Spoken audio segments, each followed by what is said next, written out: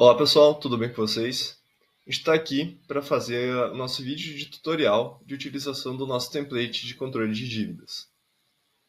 Bom, o nosso template ele é bem simples, ele vem com apenas duas guias, uma guia de instruções, onde você vai poder consultar aqui, né, uma breve descrição de como utilizar o nosso template.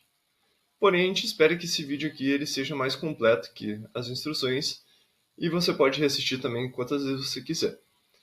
Para reassistir esse vídeo, é só você clicar aqui no botão que já tem no próprio template e ele vai te levar para esse vídeo aqui do YouTube para você reassistir o vídeo se você tiver ainda alguma dúvida ou quiser rever alguma parte específica. De início, eu vou simplesmente aqui ajustar um pouquinho o zoom no template, pois dependendo da resolução do seu computador, o template vai aparecer menos ou mais na sua tela, tá? Então, eu acho interessante aqui que seja um pouco mais amplo a minha visão. Bom, inicialmente, vai ser necessário que a gente preencha as nossas receitas, tá? É o primeiro passo da nossa planilha. Aqui, você vai somar todas as suas receitas líquidas, tá? Se você é de uma família, você pode somar as receitas de todos aqueles que contribuem de fato para as despesas da casa, tá? Ou que participam dessa divisão. Aqueles que contribuem só com uma conta ou outra não seria interessante, tá? Se você administra suas contas de maneira individual, você pode então colocar somente as suas receitas líquidas aqui. O que são as receitas líquidas, tá? Se você é CLT, é de fato o total líquido do seu contra-cheque, aquilo que está entrando na tua conta, e não o valor pelo qual está assinada a sua carteira de trabalho. Tá? Se você é PJ ou um MEI, né, você, por exemplo, vai lançar aqui o quanto entrou na sua conta, já tirando a taxa do MEI, por exemplo, tá? E quanto a freelances, tá? Eu encorajo as pessoas a colocar os freelances juntos aqui, porém eu sempre peço para fazer uma estimativa um pouco mais pessimista quanto às entradas de freelances, pois você nunca sabe, né? A sua demanda pode ser maior ou menor no mês, então eu sempre sugiro você fazer a sua demanda mais pessimista aqui. Enfim, você vai somar aqui todas as suas receitas e vai preencher neste campo aqui. Tá? Vamos supor aqui, por exemplo, prático, que a gente tenha uma receita aqui de R$ 4.000, de forma líquida. Preenchido completo a primeira etapa, a gente vai de fato agora mesmo para tentar compreender a nossa dívida. Para isso, a gente precisa entender um pouquinho do que são as dívidas, ou o que a gente vai considerar dívidas aqui no template. Tá? Na prática, qualquer conta parcelada, por exemplo, que você tenha, é uma dívida. Porém, a gente sabe que isso faz parte, isso é corriqueiro, né, do brasileiro aqui. Então, vamos considerar aqui para o nosso template o que são dívidas. Tá? A gente vai considerar financiamentos, dívidas ou empréstimos, né, com familiares e conhecidos. E se a gente fez uma conta parcelada, a gente vai colocar essa conta parcelada aqui se ela for, né, uma conta de mais de 6 meses e ela represente mais de R$ 200 acima disso, tá? Por quê? Porque daí a gente já vai dar uma boa filtrada no que a gente tem aqui. Então, contas acima de 6 meses, que você mais de 6 parcelas, resta você pagar. E se essa parcela for maior de R$ 200, tá? Então, isso, como eu falei, vai dar uma filtrada e vai ficar um pouco mais limpo aqui a sua planilha. O primeiro passo, então, para a gente conhecer as nossas dívidas, é a gente inserir aqui os credores de cada uma dessas dívidas, tá? Então você pode muito bem ter mais de um credor, se você tomou dívidas, né, de uma instituição repetida, por exemplo. Então aqui você vai preencher o nome do credor, ou seja, para quem você está devendo essa dívida. Tá? Eu vou inserir então aqui alguns valores hipotéticos, né, alguns nomes.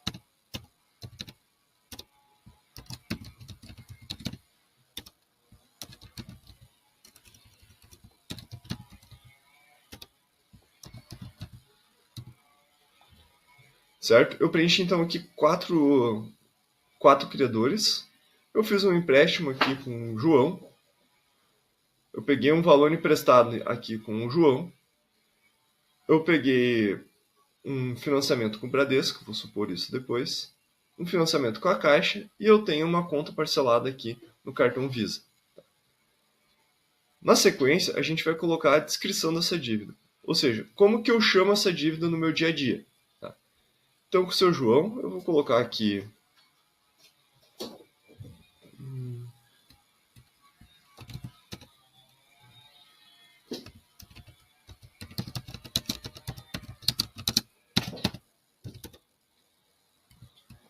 um empréstimo de uma conta de luz. Vamos supor que eu tive um pico de despesa e eu peguei um valor emprestado para o João. Na sequência, eu tenho financiamento do carro.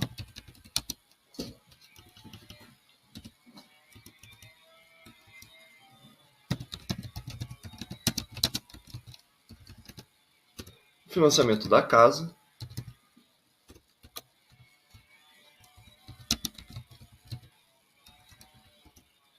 E eu tenho aqui, eu comprei um iPhone parcelado. Certo? Então eu já preenchi os credores para quem eu devo. Preenchi aqui como eu chamo essa dívida. E agora eu vou preencher então qual é o valor da parcela dessa dívida. Tá? Não vamos se apegar aqui no montante devido, tá? Vamos se apegar de fato quanto que você está pagando e quanto isso está prejudicando o seu orçamento por mês. Seu João aqui, vamos colocar R$70. Bradesco, parcela de 800. A casa, 700. E o iPhone, 420.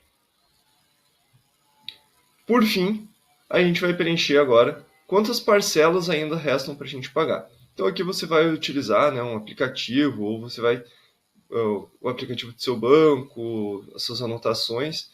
Enfim, você vai ter que fazer esse levantamento de quantas parcelas você ainda tem para pagar de cada uma dessas dívidas, tá? Eu vou pôr aqui para o seu João 4 parcelas, 20 parcelas do carro, 200, 100 parcelas da casa,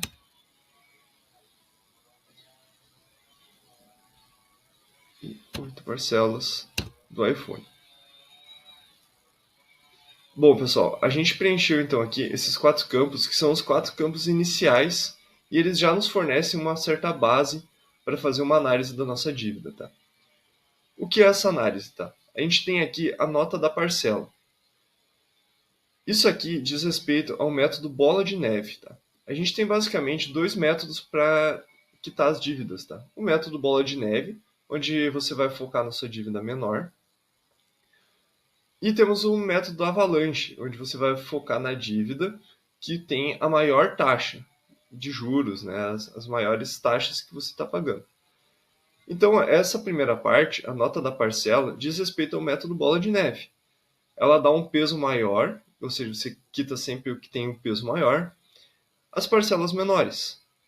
Então, você primeiro pagaria o seu João, né, nota 4, depois você viria para o 3, que seria pagar o seu iPhone, depois a casa e, por fim, o carro.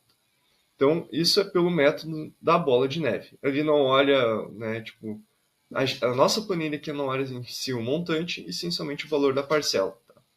Então, finalizando essa parte, você já tem um pouco da análise pelo método bola de neve. Você poderia muito bem, se é do seu desejo, parar aqui e olhar simplesmente para o valor da parcela. Tá?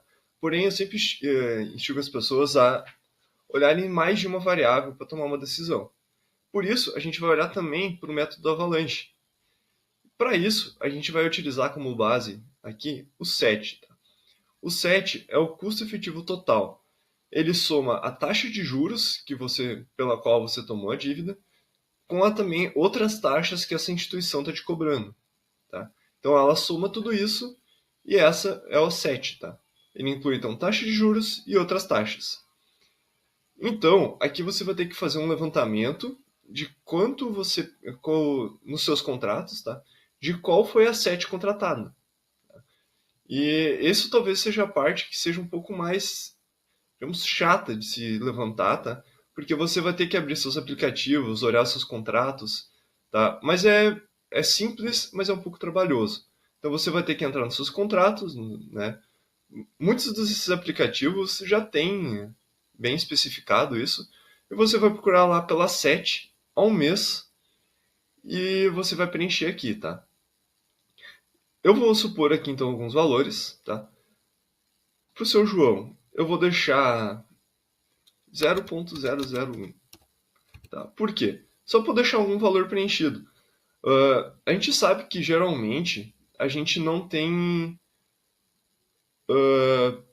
né, quando a gente pega um empréstimo com um familiar ou quando a gente empresta dinheiro, a gente acaba não cobrando juros, né?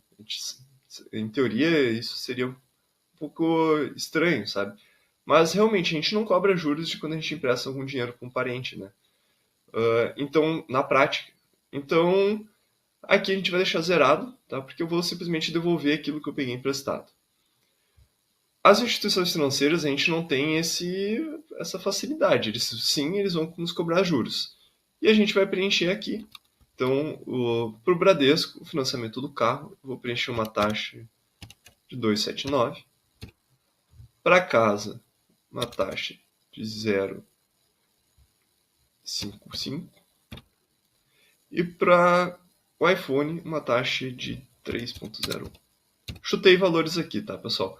Qual foi o meu critério, tá? E isso é uma coisa que você pode observar no mercado financeiro, é que quanto mais fácil o acesso ao crédito, maior é as taxas que elas são cobradas de você, tá? Então, cartão de crédito e cheque especial são taxas muito fortes, tá? São taxas muito altas. Por quê? Porque é muito fácil você pegar e utilizar. Quando você vai financiar um carro, tá? Já é feita uma certa variação pelo banco antes de liberar esse financiamento para ti. Da casa, né, para ti comprar um imóvel, além de ter feito essa análise do seu crédito, né, a instituição também ainda vai tomar o imóvel como garantia, porque eles sabem que não vai trocar de lugar. Eles vão poder ir lá e simplesmente trazer essa posse para eles. Então eles têm uma garantia maior. E isso gera uma taxa menor de juros, porque eles têm uma certa garantia. Tá? O carro, apesar do carro estar ali como garantia também, a instituição, você pode, né, existe vários meios de fraudar, né, não vamos entrar nesse mérito, mas então a instituição aumenta essa taxa para compensar um risco que ela vai correr. Então, quanto maior a facilidade de você pegar esse dinheiro, né, maior também vai ser as taxas cobradas. E isso foi o critério que eu utilizei aqui para chutar esses valores. Então aqui a gente pode ver que temos a nota da 7, tá? Que seria a nota, né, das taxas que são cobradas de você. Basicamente, o método da avalanche. Então, a nota mais baixa seria a do seu João. Então, você não tem muita prioridade para quitar pelo método da avalanche. E a nota maior seria a do cartão de crédito. Então, ele está dizendo, ó, a maior taxa está sendo cobrada no cartão de crédito. Priorize essa. Esse é o método da avalanche. Porém, o nosso template aqui, a gente tem uns campos a mais que a gente tenta mesclar algumas outras coisas interessantes para você e fornecer meio que uma média como mais um indicador para você tomar essa decisão de qual você vai priorizar. Temos aqui a situação. A situação diz respeito à sua pontualidade de pagamento, tá? Se você está pagando após o vencimento, tá? Entenda que você já está pagando uma taxa de juros. Se você paga atrasado, é cobrado mais taxa ainda de você. E isso é chato, isso é maçante, isso prejudica o seu orçamento, tá? Então, a gente ainda dá uma nota aqui, interna na planilha, para a pontualidade que você está pagando, executando seus pagamentos. Tá? Então, aqui você vai selecionar em dia ou após o vencimento. Se você está em dia, né, está pagando na data, você vai simplesmente colocar em dia. Eu, nesse caso, vou colocar após o vencimento. Para as outras, eu vou colocar em dia.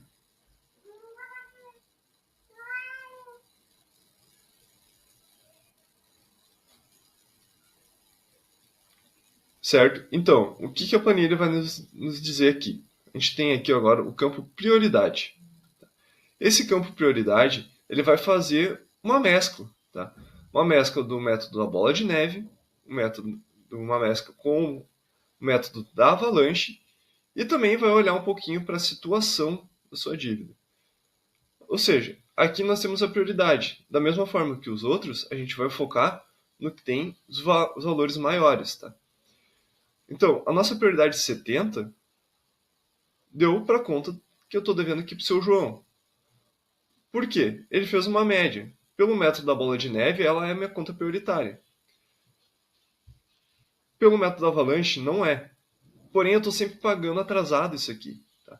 E isso aqui vai, né, manchando o teu nome. Então, prioriza essa conta. Além de você mesclar com o método da bola de neve, você vai quitar uma conta, vai liberar R$ 70 de parcela por mês para te ajudar a quitar outras contas, vai te motivar. Você vai estar colocando em dia uma conta que está manchando o seu nome. Então, a nossa prioridade aqui é limpar seu nome, botar uma conta em dia e também quitar pelo método da bola de neve. Na sequência, ele alertou para a conta do iPhone. Tá? Por quê? Apesar, na bola de neve, ele é uma conta prioritária, a próxima depois do seu João. Pelo método da Avalanche, ela é a maior nota. Porém, você está pagando em dia, então aqui tem um empate. Então ele vai levar em conta essas duas variáveis e chegar nessa prioridade aqui. Tá? Então, pessoal, isso aqui é somente uma sugestão. Tá? Você pode escolher por qualquer uma das três notas, né, como você vai executar o pagamento dessas dívidas, ou melhor, como você vai quitar essas dívidas antecipadamente. Né? Fechando essa parte, você já conheceu toda a sua dívida e você já tomou a decisão, ó, eu vou quitar essa, depois essa e assim por diante, tá? Então aqui a gente tem um controle de dívidas. Nesse controle de dívidas, tá? Você vai dar manutenção nessa parte da planilha. De que maneira? Primeiro você vai preencher qual é o próximo vencimento, tá? Vamos supor aqui que meu próximo vencimento é dia 20. Para essas duas, financiamento do carro e para a conta de luz, que é o empréstimo do seu João. E para casa e para o iPhone, dia 5/8. A gente preencheu automaticamente todos os seus próximos vencimentos, tá?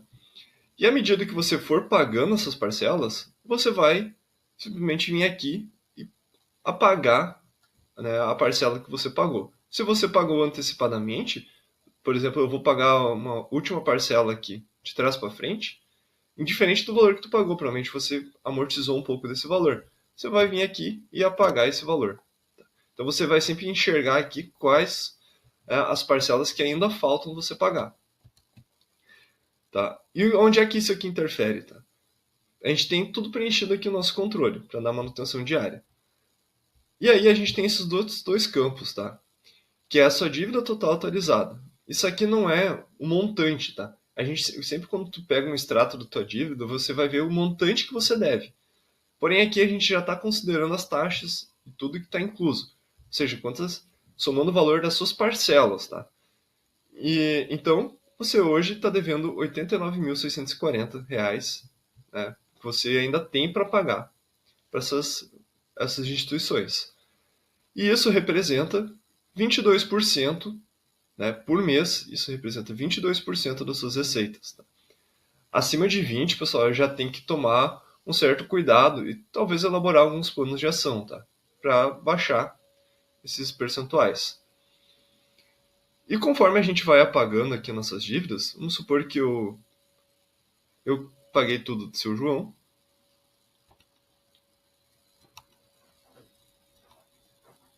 Eu paguei aqui já 4 parcelas. Tá? Então eu apaguei esses valores. Eu posso ver que o meu montante aqui que eu tenho que pagar diminuiu. E a minha representatividade também diminuiu um pouquinho. Né? Eu já paguei uma parte das dívidas e tenho uma dívida a menos por mês, que é a do seu João. Então, pessoal, à medida que você vai tendo esses controles aqui em dia, você também vai poder ir atualizando, observando esses dois indicadores para você ver como é que está o andamento dos seus pagamentos. Tá? Então, e por fim, eu gostaria somente de fazer um comentário aqui, que é sobre a representatividade da dívida frente à sua receita. Tá? Por exemplo, vamos supor aqui que em vez de 8 mil, eu tenha 12 mil reais de receita.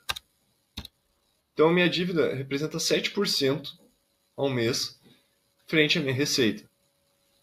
E se mesmo assim você está com somente 7%, né, comprometido da sua receita para pagar dívidas, você ainda está com uma dificuldade financeira, talvez as dívidas não sejam o que esteja impactando para não sobrar dinheiro para ti. Tá? Então é interessante que você faça um mapeamento mais complexo, que talvez as dívidas não sejam o que está, né, machucando o teu orçamento. Para isso a gente também tem um template lá no nosso Instagram que você pode adquirir, que é o nosso template de orçamento pessoal. Nele você vai poder acompanhar e mapear todas as suas receitas e despesas e ver o que de fato está te atrapalhando, tá? Então, se a tua dívida é muito baixa aqui, essa representatividade, talvez, né, não seja um ponto que esteja machucando tanto o teu orçamento. Porém, se eu recebo somente R$ 2.000, a gente pode ver que a dívida representa 43%, né? Quase metade do meu salário vai pagar dívida. Aí sim é muito alto e a gente precisa diminuir esses percentuais, porque senão a gente vai estar só pagando dívida. Tá? Por fim, pessoal, é sempre bom ressaltar também que nem toda dívida é uma dívida tão ruim.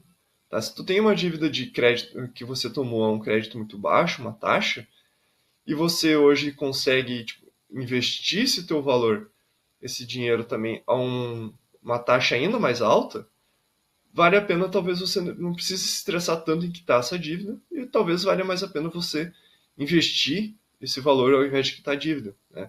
Pelas diferenças de taxas, talvez você esteja, né, seja um pouco mais lucrativo para você investir e não quitar a dívida. Tá? Mas isso é bem comum, não é tão comum no mercado. Quase sempre as instituições emprestam já uma taxa que eles prevêem futura. Então, é sempre bom você conhecer a sua dívida antes de tomar essas decisões. Tá? Bom, pessoal, o objetivo desse vídeo não era, né, uma videoaula sobre quitação de dívidas, e sim sobre como utilizar o nosso template. Porém, espero que os comentários e as dicas que a gente tem aqui também tenham te servido, talvez de alguma forma, para, né, explicar um pouquinho de como é que funciona essa parte das dívidas. Espero que tenha ficado bem claro. Se você ainda ficou com alguma dúvida, a gente fica à disposição, né, lá pelo Instagram da Subcontrole Templates. Você pode mandar um direct para nós e a gente vai, à medida do possível, tentando te ajudar a utilizar esse template aqui. Por esse vídeo é só. Um abraço e até o próximo vídeo.